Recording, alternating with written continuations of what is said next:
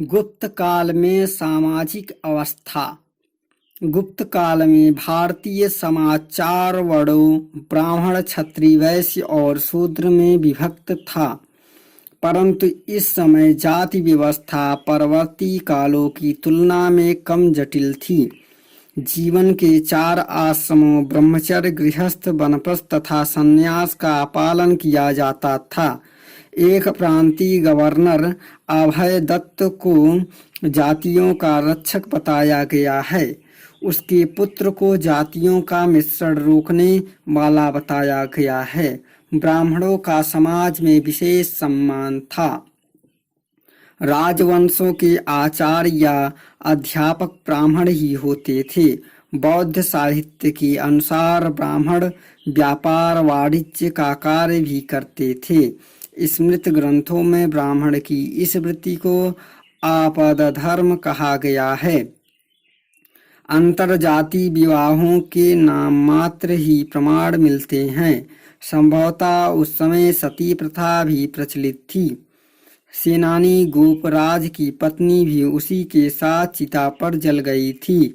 यह सती होने का प्रथम प्रमाण है, जो 510 ईस्वी के भानुगुप्त के एरड़ अभिलेख में उल्लिखित है। पर्दा प्रथा का प्रचलन केवल उच्च वर्ग की स्त्रियों में था। फायान तथा फेनसांग के अनुसार इस समय पर्दा प्रथा का प्रचलन नहीं था।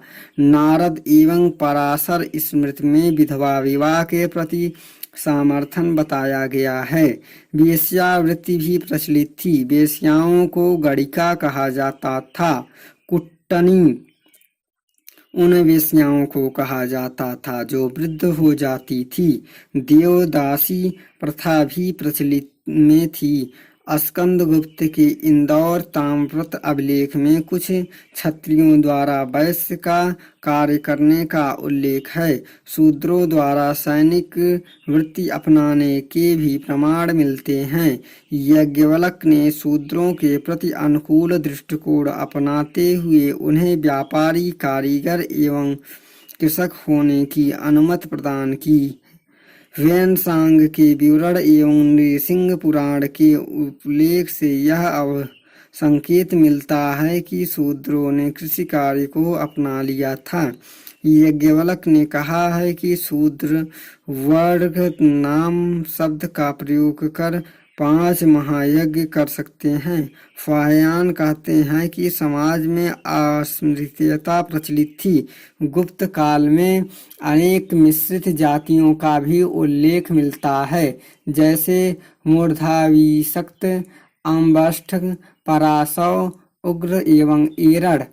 आम्बष्ठ, उग्र तथा पराशव मुख्यतः गुप्तकालीन समाज में अधिक थे।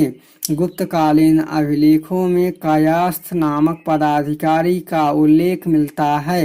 ये पेशेवर लेखक थे, लेकिन इनकी कोई विशिष्ट जाति नहीं बन पाई।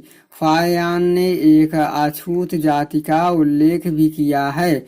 इन्हें स्मृतियों में अन्य या चंडाल कहा गया है। संभवतः इस जाति की उत्पत्ति ब्राह्मण स्त्री एवं शूद्र पुरुष से हुई थी।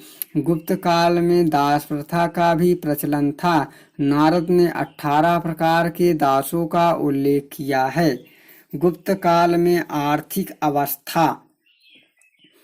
इस काल में आर्थिक क्षेत्र में कृषि, उद्योग, वाणिज्य, व्यापार तथा बैंकिंग में बहुत उन्नति हुई। वस्त्र निर्माण इस काल का प्रमुख उद्योग था।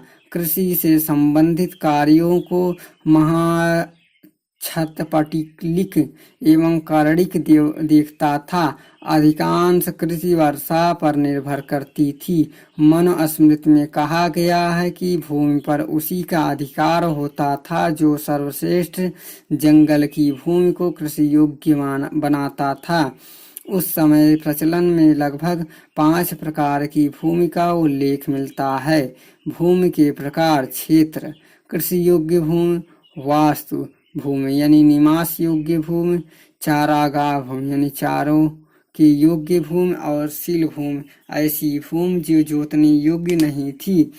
अपराहत भूमि यानी जंगली भूमि, अमर कोश में अमर सिंह ने 12 प्रकार की भूमि उर्वरा, ऊसर, मरु, आपराहत, साद्रिवल, पंकिल, जल, प्रायामनुपाम, कच्छ, शर्करा, शर्करावती, नदी मातृक तथा दीवमातृक का उल्लेख किया है। अमर कोश में कताई, बुनाई, हथकरघा एवं धागे का भी विवरण है। इस समय श्रेणियां वास्तविक उद्यम एवं निर्माण क्षेत्र में महत्वपूर्ण भूमिका निभाती थी। श्रेणी के प्रधान ज्येष्ठक का पद आनुवंशिक होता था। श्रेणियां बैंक का काम भी करती थी। ब्याज के रूप में प्राप्त धन का उपयोग मंदिरों में दीपक जलाने में किया जाता था।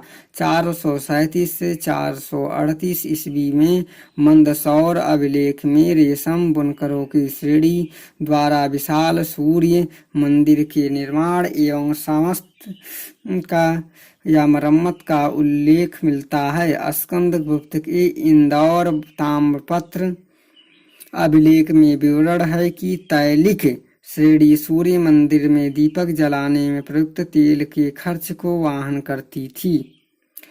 ये श्रेणियां अपने कानून एवं परंपरा की अवहेलना करने वाले को सजा दे सकती थी। सार्थवाह व्यापारिक कर्मा का नेतृत्व करता था। व्यापारिक समितियों को निगम कहते थे तथा निगम का प्रधान श्रेष्ठी कहलाता था। गुप्त काल में उज्जैन, भड़ौच, प्रतिष्ठान, विदिशा, प्रयाग, पाटलिपुत्र, वैशाली, ताम्रलिप्त, मथुरा, अहिछत्र, कौशाम्बी आदि महत्वपूर्ण व्यापारिक नगर थे। गुप्त शासकों ने सर्वाधिक स्वर्ण मुद्राएं जारी की। इनका स्वर्ण मुद्राओं को अभिलेखों में दीनार कहा गया है। निर्यात की जाने वाली वस्तुएं, मसाले, औषधि, जड़ी बूटियां, कीमती पत्थर, मोती, सूती कपड़े, हाथी दांत, सीप, रेशमी धागे, नील चंदन की लकड़ी आदि। आयातित वस्तुएं, सोना, चांदी, कीमती पत्थर, मूंगा, टीन, शीशे के बर्तन आदि।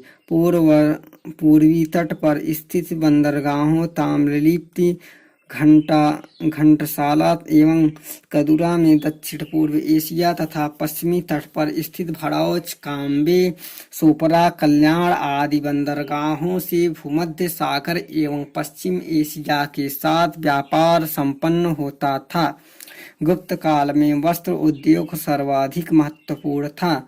गुप्त काल के अंतिम चरण में पाटलिपुत्र, मथुरा, कुम्भरार, सोनपुर, सहगौरा एवं गंगा घाटी के कुछ नगरों का ह्रास हुआ।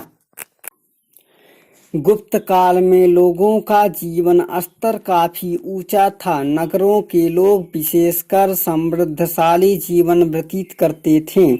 व्यापारिक की श्रेणी से संबंधित स्थल, इंदौर यानी तौलियों के लिए श्रेणी और कौशाम्बी गंधिक, मंदसौर रेशम बुनकर, उज्जैनी अनाज व्यापारी, विदिशा हाथी दांत के कारीगर, मथुरा आटा पीसने के कारीगर, नासिक बुनकर।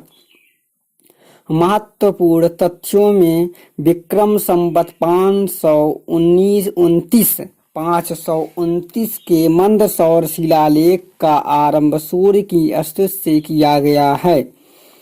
सांची के एक लेख के अनुसार चंद्रगुप्त द्वितीय ने आम्रकादव नामक एक बौद्ध अनुयायी को अपने राज्य में ऊंचे पद पर नियुक्त किया। काहोम अभिलेख से ज्ञात होता है कि स्कंदगुप्त के समय मद्र नाम के एक व्यक्ति ने 5 जैन तीर्थंकर आदिनाथ, शांतिनाथ और नेमिनाथ, पार्श्वनाथ एवं महावीर की मूर्तियों की स्थापना कराई। हरिसेन जिसने प्रयाग प्रशस्ति समुद्रगुप्त का विजयी अभियान लिखा। मथुरा अभिलेख के अनुसार कुमारगुप्त प्रथम के समय में हरि स्वामिनी नाम की एक जैन महिला ने जैन मंदिर को दान दिया।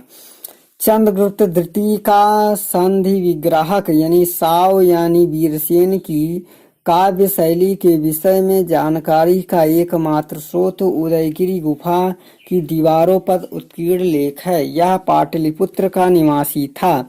वासुमित्र ने मंदसौर प्रशस्ति की रचना यशोवर्मन के समय में की। गुप्त काल में निगम यानी व्यापारिक संगठन के प्रतिनिधि को नयगम कहा जाता था।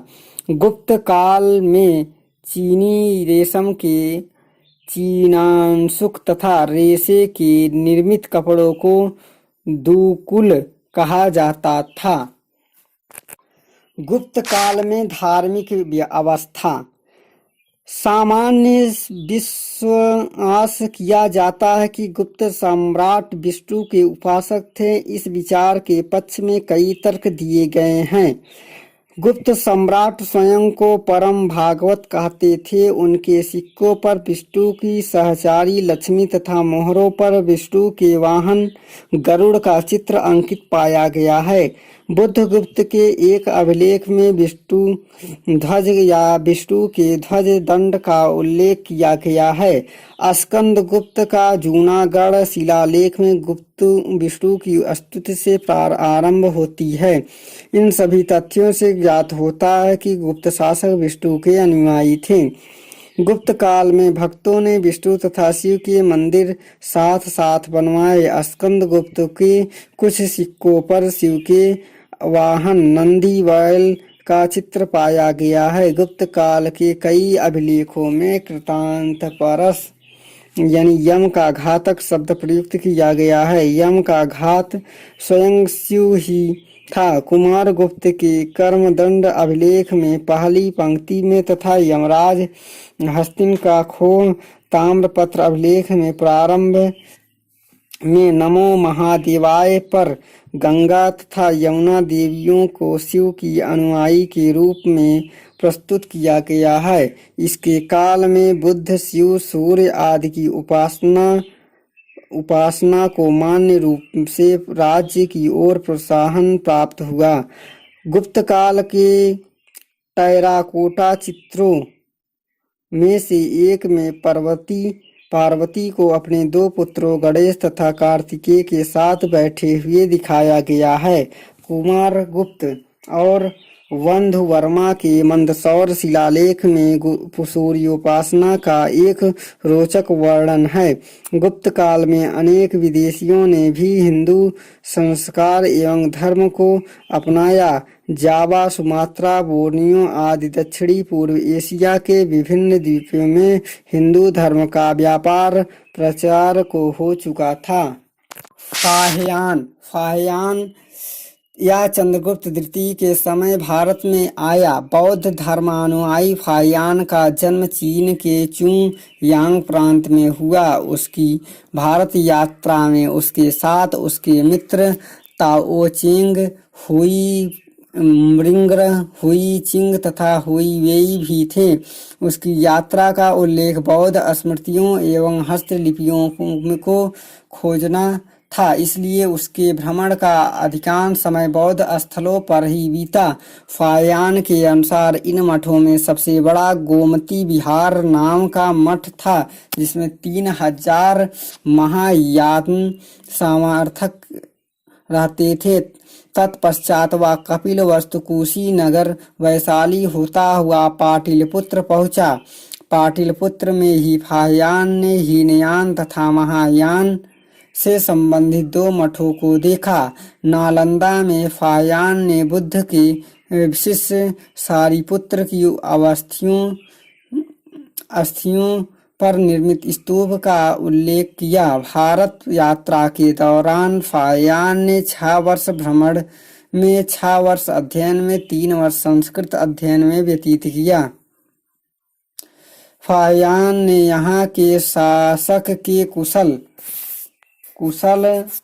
शासन तथा जनता की खुशहाली का वर्णन किया है। उसके अनुसार लोगों के अतिरिक्त परायण होते थे। भारतीय भोजन में लहसुन, प्याज, मांस, मदिरा आदि का प्रयोग नहीं करते थे। फाहियान ने वैश्य जाति की काफी प्रशंसा की, क्योंकि उन्होंने बौद्ध धर्म के प्रचार एवं मठ बनवाने में काफी आर्थिक सहायता की। भारत का व्यापार उन्नत अवस्था में था। वस्तुओं के क्रय विक्रय में कौड़ियों का प्रयोग होता था। फाहियान ने मंजूश्री नाम के विद्वान का भी वर्णन किया है।